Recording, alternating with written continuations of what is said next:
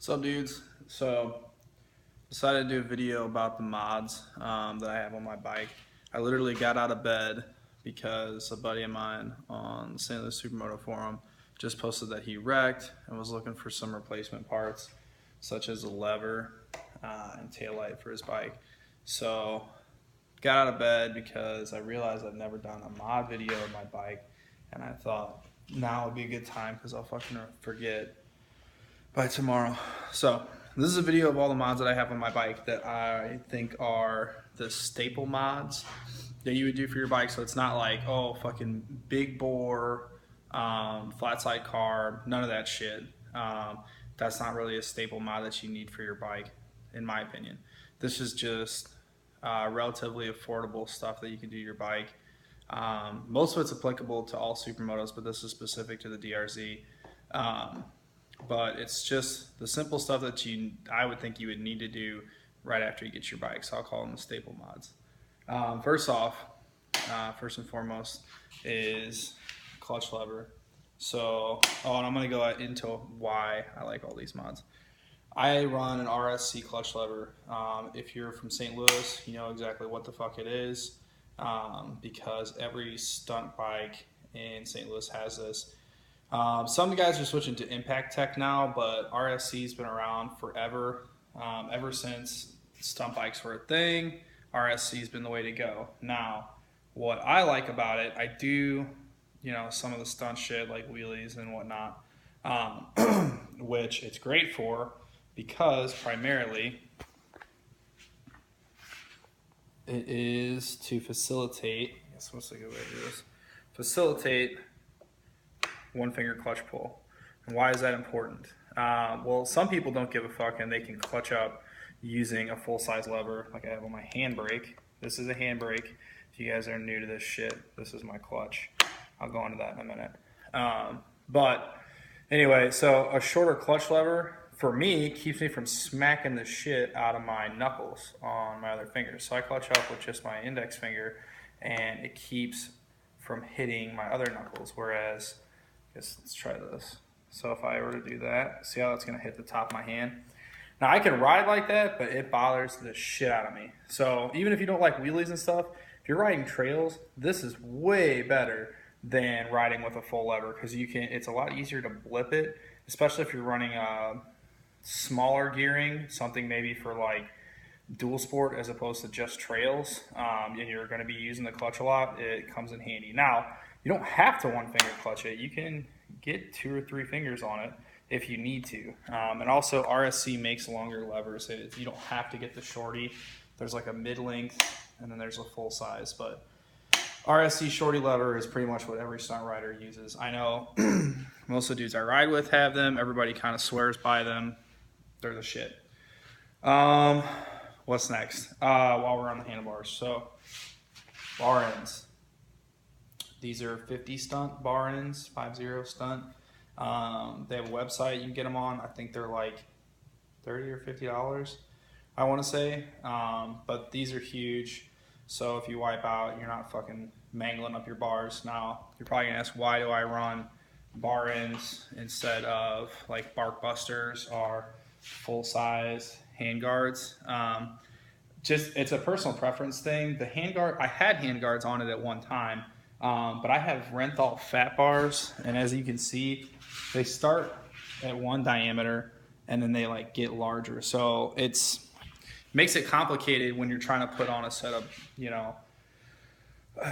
hand guards or bark busters, because you usually have a piece that goes from here and then a piece that goes to this part of the bar.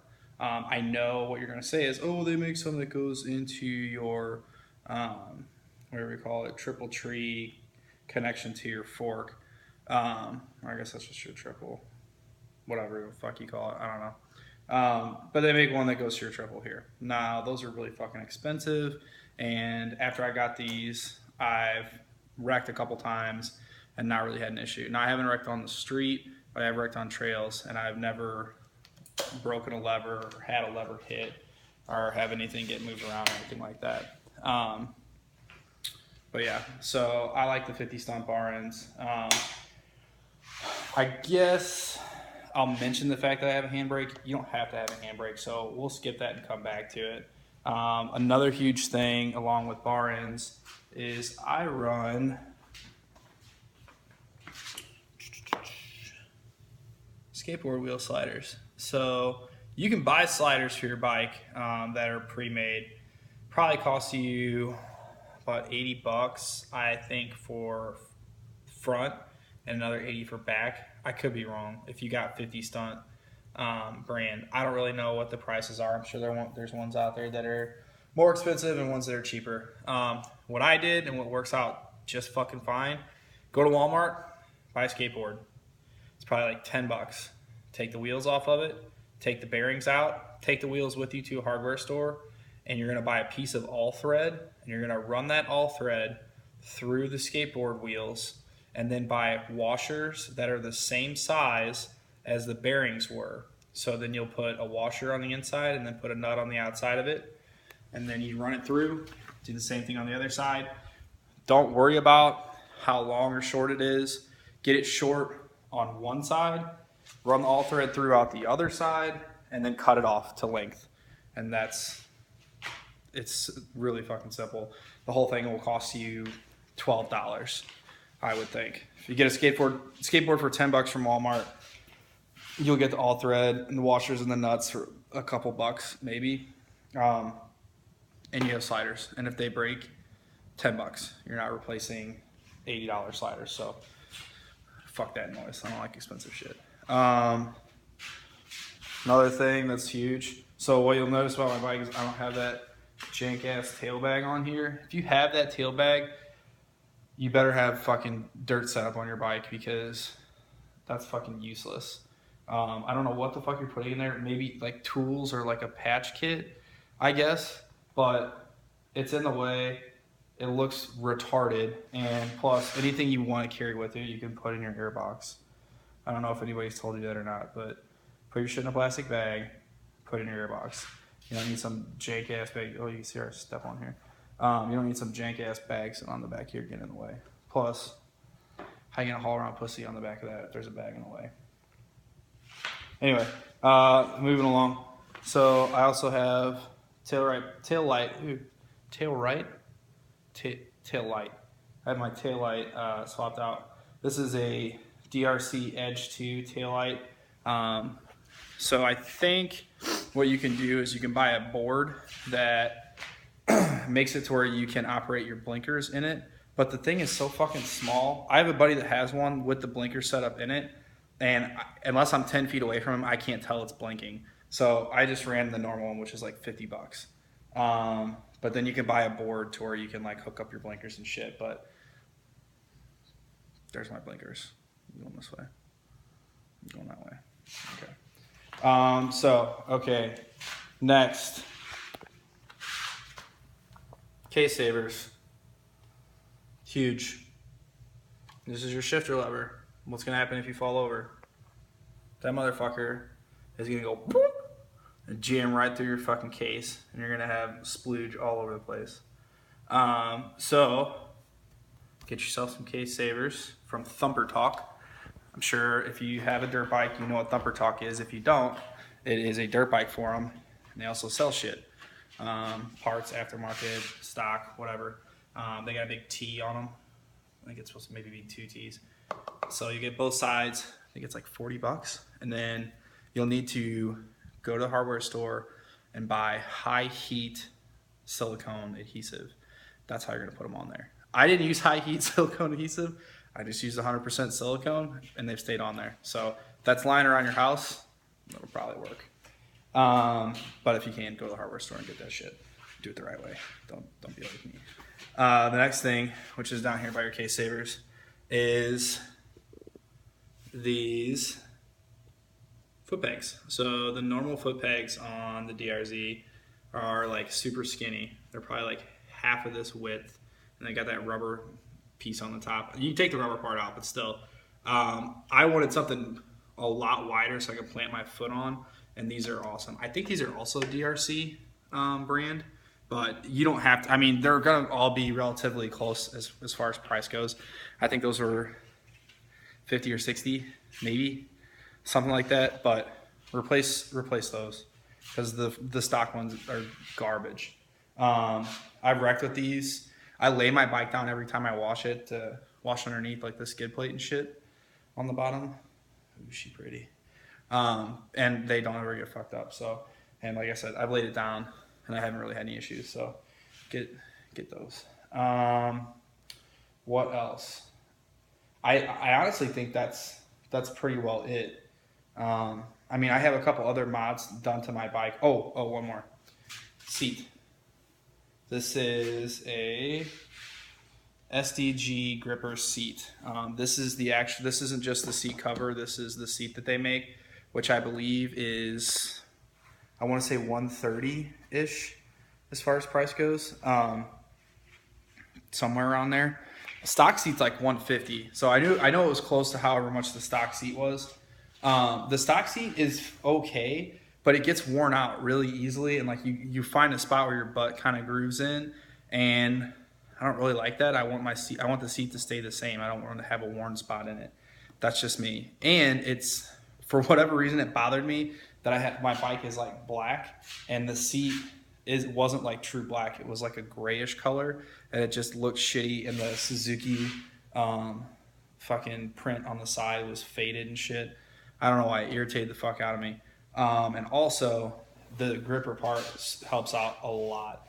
Especially, I kind of ride with more of like a traditional dirt bike stance, I guess you could say, where my nuts kind of hug the tank. It's like I like to be up here further. I don't like to be scooting back because I still throw a leg out whenever I ride. So if that doesn't make any sense, I guess I'll explain it.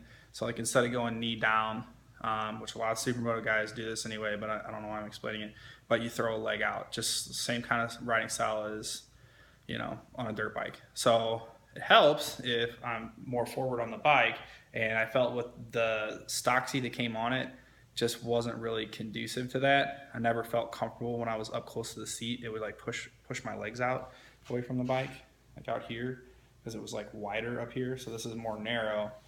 It gets wider in the back, but again, it's grippy, it's more firm. It hurts your fucking ass, I'll tell you that much. Like, it's not, if you want to get a good seat that you're gonna ride really far on, get like a Seat Concepts or a Saddleman. Those are the two big brands if you want something that's gonna be really comfortable. The SDG is a great gripper seat. It's good for if you're just gonna stunt the bike, ride short periods of time, and just murder some back roads. But if you're gonna ride all day long and you want something comfortable, get a Seat Concepts or a Saddleman seat. You're gonna spend more money. They're way more expensive, but they are worth it in the long run, especially if you want to ride for 300-400 miles in a day. But definitely invest in a good seat. That is key. I think that's pretty well it for the staple mods, in my opinion. So I'll go over it again real quickly. So clutch lever from RSC, 50 stunt bar ends, DRC edge to taillight, case savers from Thumper Talk, foot pegs, I think those are also DRC, and then make yourself a set of sliders. Use skateboard wheels. You don't need expensive sliders. I know guys that have had custom one-off jobs built for their bikes that are like 3 inches wide. I don't see how that helps. I've laid my bike down. I know a lot of guys that have laid them down. I really don't see the difference. Maybe one day they'll get fucked up and some shit will break, but until now it's been fine. I'll go over a couple other mods that I have on my bike that aren't the staple mods. They're more mods that I've kind of wanted to do. I guess you could say that they're not necessary. What was all this shit? That I did a video about my oil breather mod. That's probably one of the bigger ones. So I'm not going to really go into it in detail in this video because you can watch the other video on my channel. But as you can see right here, I have this air filter. It's actually a valve cover breather filter. It runs this hose to the top of my valve cover on top of my motor. So I have hose coming out which it eliminated the black box that was here. But regardless, what it does is keeps oil from going back into your air box and getting in your air filter and getting it all nasty. And then you're losing oil. It's bad for your bike. It's just shitty. So it's a mod that has to do with eliminating that black box, keeping oil in your motor, and being able to do long ass bomb fucking wheelies without fucking up your bike, which is good. So yeah, so oil breather mod, which if you have questions on that, hit me up. But I have a really long video about it on my channel, so go check that out first. I run a handbrake setup on my bike, as you can see, and I don't know a whole lot about brake shit, I'll be honest right now, so I can't tell you the size. I'm sure if you really wanted to know, I could dig the shit out of my parts box, but I run a Nissan Master. I don't know what size it is, but I just have a Nissan Master steel braided line that runs along the tank, and then it goes to a tap-in kit. What a tap-in kit is, and I'm going to do the best I can to explain it because I'm not a mechanic. But I have the Nissan Master up there, which is a right side Master that's been flipped over, and then I just have the fluid reservoir zip tied up here because I'm gangster as fuck. Anyway, and it runs back here, and so what it does is it taps in to your existing foot brake, and then you can use your foot brake or you can use the handbrake, and it's both going to the same caliper here. So I have a 1-piston factory rear brake caliper, and again, so you're tapping into the rear brake back here, and you can still use this line, and actually you can see it runs through here, but you can use your foot brake and then you can also use a handbrake, but it's going to the same one, so it's not a dual caliper setup. Pros and cons to that. Pros, it's cheap. I think I built mine for like $100 and I got it from a buddy of mine. I don't know how much the kits are. I don't even know if you can still find the kits. For a long time, you had to know somebody that bought one because they have to be like fabricated. It's not really something that you see a lot of. I could be wrong. It could be completely different now. But when I was looking for one, it took me like 6 months to find somebody that was selling one, and I got one from him. And I couldn't find anything online. Now, that could be different now. Check your forums. Supermoto, Junkie, Thumper Talk. Somebody fucking knows where you can get a tap-in kit. But anyway, so usually I want to say they're like $150. So your line, I mean, that's going to vary, but I would think you're going to spend probably $150 to $200 if you did a tap-in kit, around about there. I spent $100, but I got all used shit. I got my Nissan Master from a buddy that he went to dual cal and switched and got a Magura. Why don't I have a Magura? Magura's fucking expensive. And I know a lot of people that have really fucking bad problems with theirs. And my shit is solid as fuck. That's it. Right there. And that's all I need. Now, I've rocked my shit back doing stand-ups, and I wouldn't say it's fade, but you can tell that if I had more braking force, it would have been a lot less sketch. So what I mean by that is I was doing a stand-up, and I went to 1 foot on the seat, and then I went to do a foot drag, but I really wanted to fucking rock that bitch to 12 and then foot drag as opposed to just kind of like squatting down and dragging foot. So I brought it back really, really far. I was in a higher gear, so I didn't have a lot of engine braking to bring the front end back forward again. And so it was basically coasting at that 12 o'clock spot. So when it started to come back and I grabbed the brake, it felt like it was using pretty much, I would say 80%, 90% of its braking force to bring it back forward again. And then I've also had a couple times where I've jumped a spreader and hit a funny spot on the road and the bike has wanted to come back, and I've really grabbed a handful of it and just barely brought it back down forward again. So it isn't the strongest, brake setup as far as a handbrake goes. But then again, I know people that have done circle wheelies and shit and lot stunning with it. So it can be done. You don't have to have dual caliper. It just, I don't know, try it out. See what you like, or ask a buddy that has one that's done. I don't really do a whole lot. Probably could. I just don't, mostly because of gearing.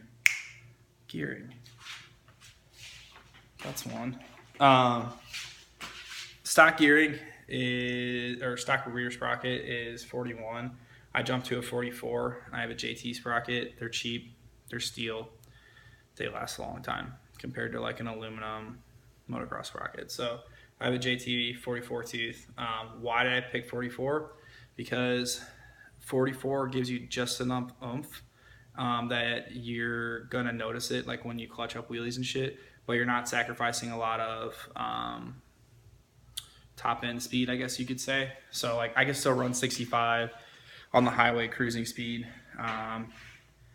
Fastest I've taken that bike on a 44 tooth is like 90, and I thought the fucking piston was gonna blow my nuts off, but I can cruise 65, 70. It's really not a big deal.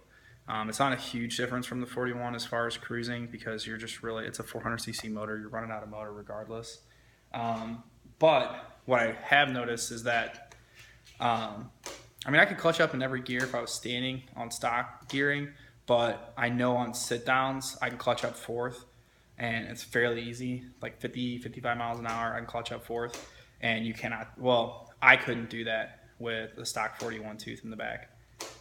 So yeah, anyway, back to the handbrake setup. So I don't do a whole lot stunning, but I know guys that have. They've used the tap in, but recently have gone to dual caliper. So there's pros and cons to it out there. Do your research, find out what you want to do. If you just want to kill streets, get a fucking tap in. If you want to do a lot, you want to kill circles and Ralph Louis and shit like that, probably do a dual caliper setup. If you're going to do a dual cal, 50 stump makes a bracket. If you know somebody that fabricates, have them make you a fucking bracket, save some money, because their shit, I think when I looked at it, was $700 to do a dual cal. But that is everything. That's the line, the master, the fucking bracket, and I think the caliper itself. So yeah, but if you do a dual, I know guys that have done dual cal that they buy their own shit and they get a Tokiko 2-piston and run it back and make their own bracket, and they've done a dual cal setup for like $200-300 maybe, something like that, if you can find a good deal. But again, you're trying to find used parts and shit like that, so there's ways to do it. There's more than one way to skin a cat when it comes to handbrake setups. So that is just the nature of the beast. So I think that, oh, one other thing, this is getting really confusing now, but staple mods, back to that. One thing that I forgot, Zeta quick turn throttle, aluminum throttle tube. So get, like, immediately, like the day you get your fucking bike, or before that, order a Zeta quick turn aluminum throttle tube and replace that shit. Because when I first got my bike, I would be cranked way the fuck down. My elbow would be down here, and I would still not be all the way to full throttle. I would almost have to re-grip to get to full throttle. And with the quick turn, that's it. That's full throttle. It's 1,000 times better. It makes your bike feel faster because you're giving it more throttle so much faster than when the stock setup. And when I got it, it was like a world of difference. So if you're gonna buy two things for your bike when you first get it, if you're like strapped for cash or whatever, buy this fucking lever and buy this throttle tube. That'd be my first two mods if I was getting into a DRZ. And this video is getting to be 23 minutes long, so I'm gonna go ahead and wrap it up. So anyway, those are my mods that I have. I mean, I have exhaust and shit like that. I went to a bigger tire. I went to a 150 instead of a 140. Other than that, everything is pretty well basic, simple. I haven't done a whole lot of shit to my bike. It is not a stunt bike. It's not a stunt piece. It just has a handbrake. If you guys have any questions, throw those down in the comments. Like, share, subscribe to my channel. I'm new to the shit, so get my videos out there to your buddies. Check out my other videos on the channel if you have questions about your DRZ. I got some shit on how to eliminate the clutch sensor bypass, which you'll need to do if you replace this lever. I have some shit to show you how to bypass the kill switch for the kickstand, so when you put it in gear and it dies, if your kickstand is down. And then some other things, so just some regular hooning. So go check out my channel. And again, like, subscribe, follow, and you guys can hit me up on Facebook if you have other questions, or just put them in the comments down below. Supermoto Clowns on Facebook, STL Supermoto on Facebook. You can find me on there too, but I'll be in those forums. Just hit me up. All right, peace.